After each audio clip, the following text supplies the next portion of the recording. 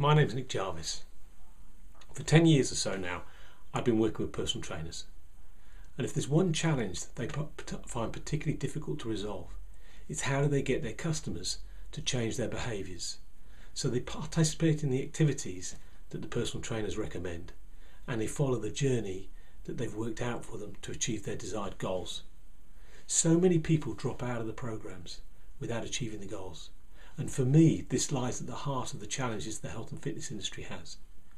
During the 10 years I've been working with personal trainers, I adapted a model which I've used elsewhere, a very, very powerful coaching model called the bridge model. It's a very simple model, and it just requires 3 simple steps to undertake. The first of these is to always make sure you find out what the person wants first. Most people focus on what they've currently got at the beginning.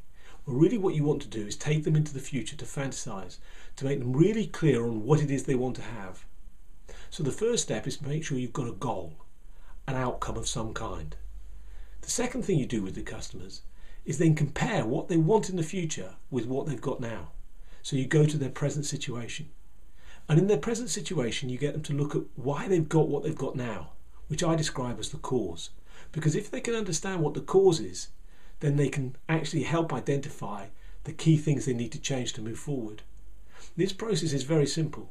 So if you establish what someone wants in the future, and then you get them to compare to that the present situation, what happens is the mind does what we call a comparative analysis.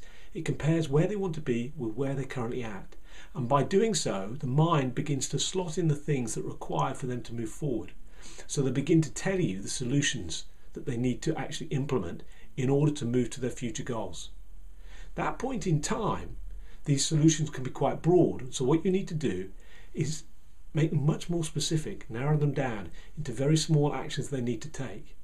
If you work with them on this process on a regular basis, what happens is slowly but surely, step by step, they'll begin to change their behaviours and move towards their goals, which as a personal trainer, of course, the first one you want them to do is to become an habitual exerciser.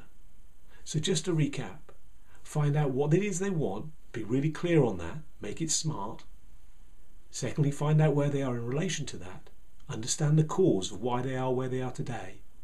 The mind then will do this comparison, and so you go to the third step, which is you identify the solutions they need to follow in order to move there. Best of luck.